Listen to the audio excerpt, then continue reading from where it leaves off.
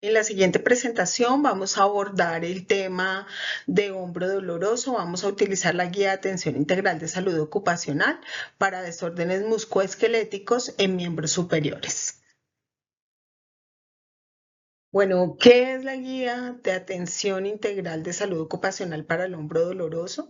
El objetivo de esta guía es detectar, tratar y rehabilitar alternaciones en el hombro relacionadas con el trabajo, también prevenir posibles riesgos para disminuir la incidencia del hombro doloroso y para mejorar la salud y la calidad de vida del trabajador. ¿Qué es el hombro doloroso? Es uno de los desórdenes musculoesqueléticos de miembros superiores relacionados con el trabajo y comprende alteraciones en los músculos, en los tendones, en las vainas tendinosas y síndromes de atrapamiento nervioso y alteraciones articulares y neurovasculares. La estructura de la guía es primero la identificación de peligros y evaluación de riesgos, segundo la intervención y control de factores de riesgos, tercero vigilancia de la salud de los trabajadores, cuarto un diagnóstico adecuado, quinto tratamiento que realmente genere un efecto de mejoramiento en el trabajador y la posterior rehabilitación. Bueno, para este primer punto del gatizo de hombro, tenemos la identificación de peligros y evaluación de riesgos. Primero tenemos que revisar si hay movimientos repetitivos, si tenemos trabajo sobre el nivel del hombro, si hay fuerza excesiva, posturas forzadas, manipulación de carga y hay que hacer evaluación ergonómica del puesto. Los movimientos repetitivos hay que evaluarlos si tiene ciclos de trabajo menores a 30 segundos o uno por minuto, alta concentración de movimientos en el hombro, o sea, mayor al 50%, utilizando pocos músculos. Para el trabajo sobre el nivel del hombro, hay que revisar las acciones y exigencias biomecánicas a las que se somete la articulación del hombro durante el trabajo. Para revisar la fuerza excesiva, hay que revisar si hay tensión producida en los músculos por el esfuerzo requerido para el desempeño de una tarea laboral. Para posturas forzadas, tenemos que revisar cuando se adoptan posturas por fuera de los ángulos de confort articular del trabajador. En la manipulación de carga hay que revisar cualquier actividad que requiera uso de fuerza, levantamiento, colocación, empuje, descenso, tracción. Y en la evaluación ergonómica, pues hay que identificar y medir los riesgos de postura forzada o de movimientos repetitivos y manipulación manual de cargas. Todo esto nos permite identificar si estamos expuestos a algún peligro y nos permite evaluar los riesgos a los que está expuesto el trabajador. La intervención y control de factores de riesgos tenemos que evaluar varias intervenciones posibles a realizar, como el rediseño del puesto de trabajo, la rotación de tareas, las herramientas y ayudas mecánicas, las pausas activas, capacitación ergonómica y la disminución de la exposición. En el rediseño del puesto de trabajo, pues tenemos que evaluar la posibilidad de adaptar permanentemente el entorno del trabajador, las herramientas y las tareas que hace para que tengan las capacidades biomecánicas y fisiológicas del trabajador. En cuanto a la rotación de tareas, es disminuir el tiempo de exposición del trabajador a factores de riesgo ergonómico, de tal manera que limitemos la repetitividad y las posturas forzadas. En cuanto a las herramientas y ayudas mecánicas, pues hay que evaluar la posibilidad de hacer una intervención en cuanto a ayudas para manipulación de cargos y diseño ergonómico de las herramientas para evitar posturas forzadas. Pausas activas son las sesiones de actividad física, de estiramiento durante la jornada laboral que permiten disminuir la sobrecarga muscular y evitar la fatiga. Frente a la capacitación ergonómica, pues es enseñar a los trabajadores a identificar las posturas forzadas y que tanto como las identifiquen, también las modifiquen para evitar movimientos repetitivos y sobreesfuerzos.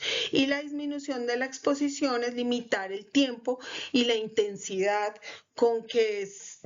de los factores de riesgos biomecánicos para que el trabajador disminuya efectivamente la exposición a ese riesgo y evitar una lesión en el hombro.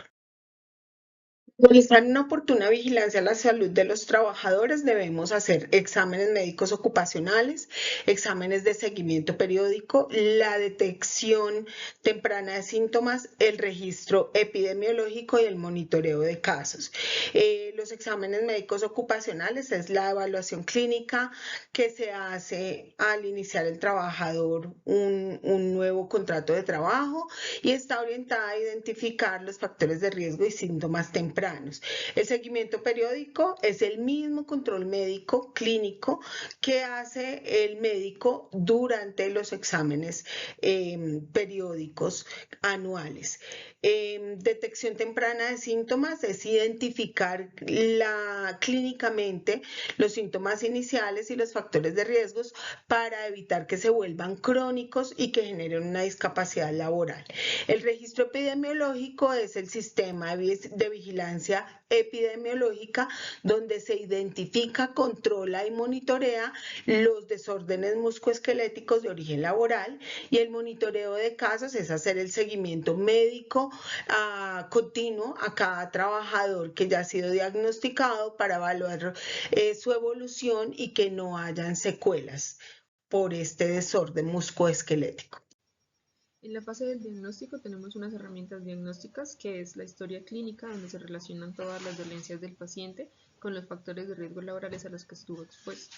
Una evaluación física donde se valoran los riesgos de movilidad, se detectan los síndromes o pinzamientos o lesiones del manguito rotador mediante pruebas especiales. Se realizan radiografías, que es una primera imagen de lección en la que se descartan patologías óseas, fracturas, luxaciones o lesiones graves.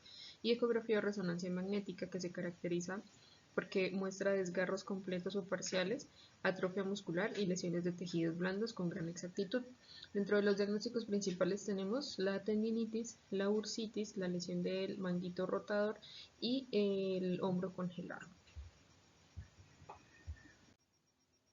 En cuanto al tratamiento, tenemos un manejo conservador, que es el reposo relativo, en el que se suspende temporalmente movimientos repetitivos y cargas de seguimiento afectado. Se tiene seguimiento por fisioterapia con ejercicios terapéuticos. Y en farmacoterapia se tienen medicamentos para el dolor e inflamación y se complementan siempre con el reposo relativo y la fisioterapia. En la adaptación laboral tenemos una modificación temporal o permanente del puesto de trabajo, lo cual facilita el reintegro al trabajo de manera segura y gradual.